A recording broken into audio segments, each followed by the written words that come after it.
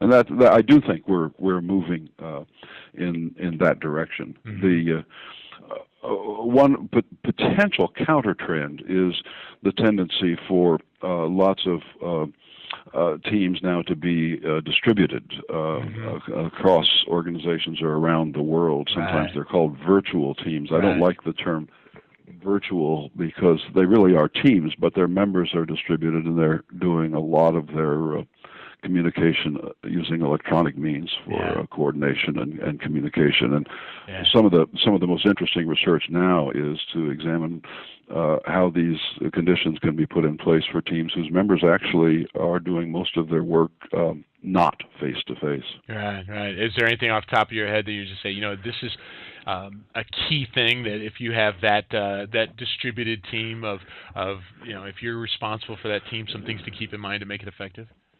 One of the things that has now, I think, become clear, and this is not our own research, this is from what other folks have studied, but it seems it's mirrored in the experience I've had with organizations that are global organizations that use a lot of distributed teams, which is don't go all the way. Don't do from the very beginning to the very end everything distributed. And one international development organization that we've studied says, okay, we can save an enormous amount of time and an enormous amount of travel expense if we rely very heavily on electronic means for coordination and communication in the execution of our projects. But we will have the team come together face to face for launch at the very beginning, so people can actually get a feel for one another and get some things established like their norms. We will have them come together again around the midpoint of the project to see what's working, what's not working, make any changes in strategy that may be needed. And importantly, we will have them come together and kicking and screaming, because people don't want to do this, but we'll have them come together one more time at the end of the project to sit back, debrief, reflect, and say, what did we learn individually and collectively from what we've been through? So that's a nice mix of face-to-face when it's really critical, and then, yes, use the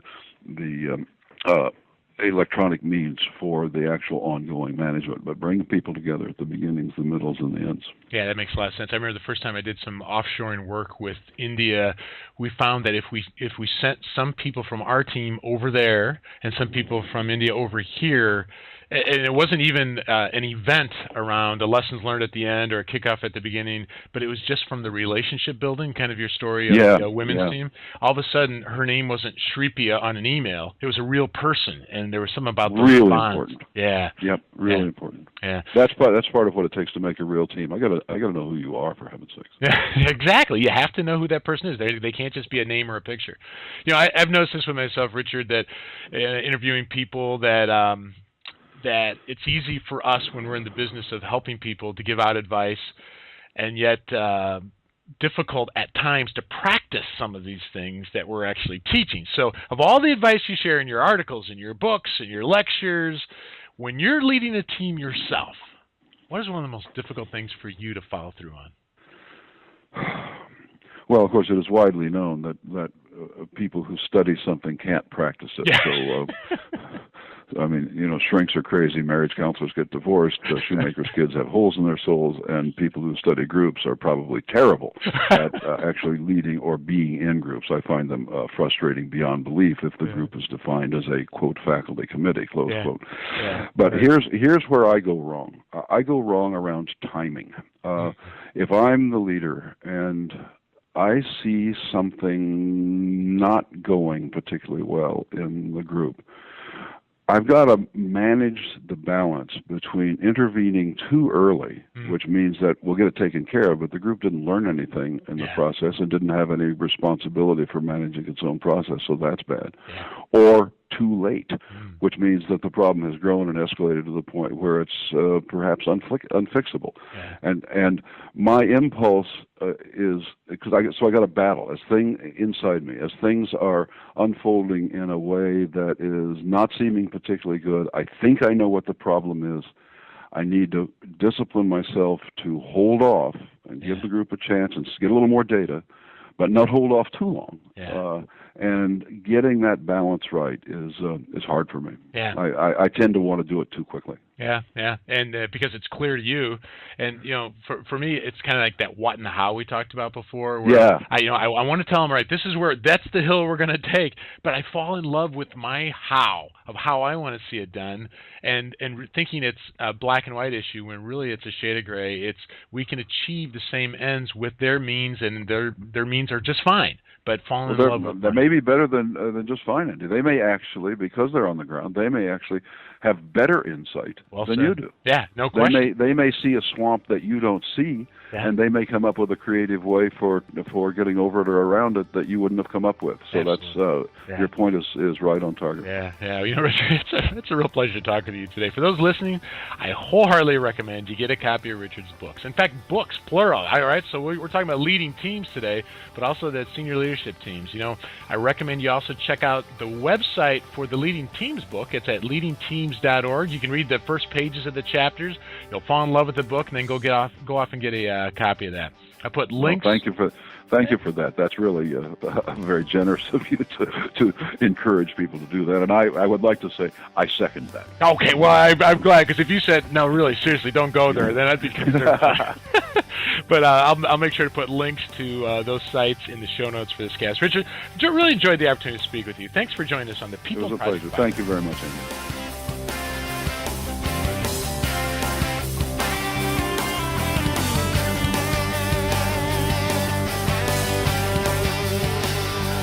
A proven way to help engage your team members is to invest in their development.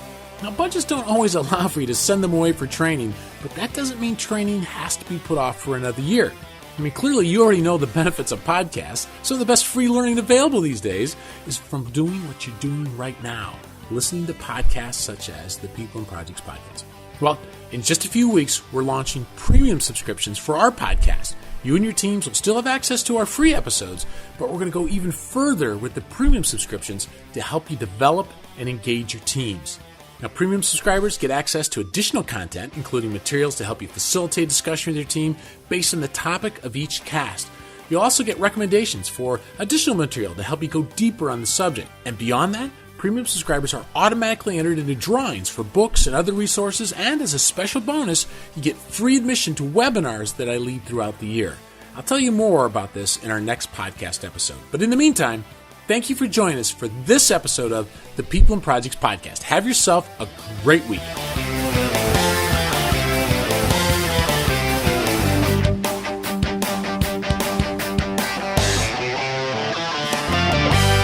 Where's home, by the way? Chicago area. Is the Boston area been home for you for life, or? No, I'm an Illinois boy, but we don't consider Chicago part of Illinois. Oh no, that's right. I do. Yeah, that's true.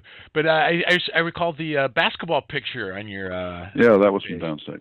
Yeah, that's right. Just tell me you're not on the North Shore. No, northwest suburbs. Okay, but in truth, I grew up in Peoria, so a little bit closer to your area. Oh, that's good. Yeah, you just go to Peoria, then down to Havana, and then you're in Virginia. But you've been doing this general kind of work since 2001, which is actually before I was born. Yeah. I know you were in that accelerated grade school program, right? Right. Yeah. Yep. This is my junior high thesis. So if I say you then you'll edit that out. In fact, that will be edited out. That's exactly right. Yep. And, having a guy from Cambridge on the line, I got to be extra careful with that 5-second delay here. So. Yeah, right. I got to tell you, you're way too interesting for a professor. How in the world did you get into that? So. How did I become a professor? Yeah. I can't do, therefore I have to teach, right? Yeah. If you had to pick one of your favorite teams out of all the ones that you researched, just one of your favorite teams, what would come to mind? Clearly Orpheus is because of this leader attribution thing. What I like to do is I like to look for mutant forms. That is, teams that don't look like any of the others, because biologists learn a lot from mutations, and I think social scientists can as well. And Orpheus clearly in the orchestra world is a mutant, so it's filled with lessons. Now, one last one for you. What did you do before 2001? You I know, mean, you clearly do your research. I mean, your questions show that you had done your homework, which a lot of people don't. You right? had, and you also understood it. So that leads me to believe that you may be a closet academic. Well, you know what? I'll take that as a compliment, though some people take that as a curse. But you know, I grew up as a geek. I'm a computer programmer by trade. Was promoted into management for all the wrong reasons. You know, it's like, all right, he's a good programmer, make him the manager. And I made so many mistakes over time. And over time, Richard, what I desired was, how can I, instead of trying to do the work of 2 or 3 people myself, how can I get this team of 4 to do the work of 6 people? You know, and that sort of thing. Oh, that's great. Yeah, so you're a thinker. That's good. Well, it is, but you know what? Someone told me this early in my career that said some people say they've got 20 years of experience, but they really have 1 year of experience repeated 20 times. and you know what? There's something about the man. If we continue to learn and grow, it's so much better. And so clearly, that's your passion. As you go continue your research, that's my passion as well.